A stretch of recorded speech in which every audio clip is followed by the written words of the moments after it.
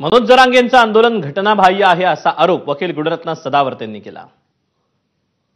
आपण असंविधानिक कृत्य करणारं आंदोलन, संविधान विरोधी आंदोलन, देशहिताविरोधी आंदोलन, देशाच्या राष्ट्रीय एकात्मतेच्या विरोधातलं आंदोलन आणि म्हणून यांना तातडीने अटक करणं हे अत्यंत आवश्यक आहे अशी मागणी देखील मी करतो। आणि मी हे बोलत असताना मी कायदेशीर आणि पुराव्यानिशी बोलत आहे हे मी तुम्हाला डंके की चोट पे आपल्या माध्यमातून पोलीस अधिकाऱ्यांना सांगत आहे, त्याचबरोबर जरंगेंना सांगत आहे। मला आज या आंदोलनाला हे नाव द्यायचंय की आंदोलन मी अगोदरपासून सांगत होतो की मनोज जरंगे यांचं मुखवटा आहे, मनोज जरंगेचा फक्त मुखवटा आहे, मनोज जरंगेचा फक्त मुखवटा आहे आणि राजकारण ह्या आंदोलनाचा आत्मा आहे, राजकारण ह्या आंदोलनाचा आत्मा आहे।